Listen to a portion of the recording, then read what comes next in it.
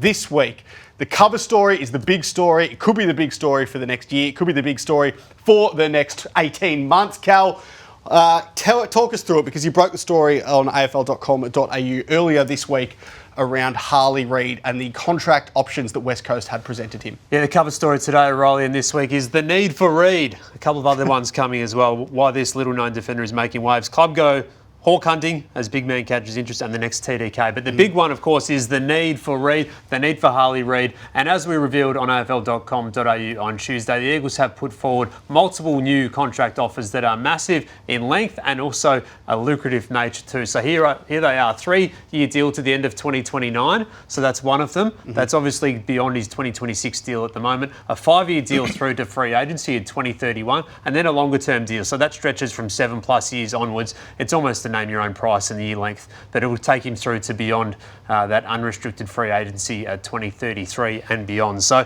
they are the three options at the moment. Now, the first two offers range from $1.6 to $1.8 million a season, and the longer term option is on the cusp of $2 million a season. So this is the new normal. This will be the new normal, but it would make him the best paid player in the competition. The Eagles cards are on the table, and they are a very good set of cards. They are strong offers, and they're meeting the market that Harley Reid has in Melbourne as well. So the 3-year deal to 2029 takes him to his 6th year in the AFL system, so then he'd have another 2 years to go until free agency. The 5-year deal takes him through to free agency. Is the longer term option sort of like a Josh Kelly-esque option, or how would that work for him? Well, it would just mean you lock in for longer term and you get your money for doing that. Yeah. So that's one of the options for him. Now, I think he's going to still take his time. He's shown a willingness over the period now, over the course of his year and a half at the Eagles, to take his time. And I think that's probably the way it still progresses. But in doing this, the Eagles have shown how much they value him, how much they love him, and how much they want him. So I think there's no doubt that's going to be there and in front of him for a long time.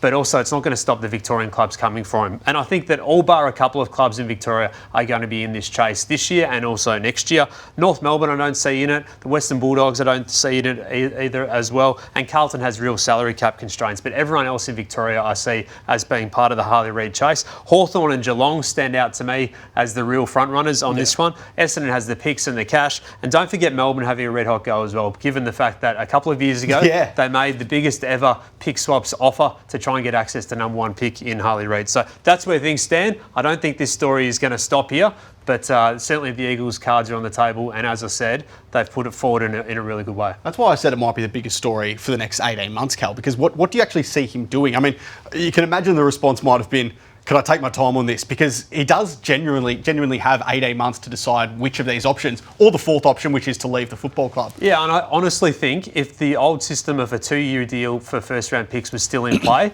that he would have already signed a 2-year extension by now. But because he's got 3 years, he's been given more time to wait and think it over like other players from his draft year. So, look, I think playing good footy is the first focus for him and will be the first focus for him, but he knows this is in the background and that can give you a bit of surety as well. One last one for you then. Why isn't a 1-year extension on the table, which would have taken him 3 to 4 years? You mentioned there that 2 + 2 might have already been done had it been available to him. Why isn't a 1-year extension on the table? Oh, look, I think if he said to the Eagles, I want to do a 1-year deal, I think they'd still do it.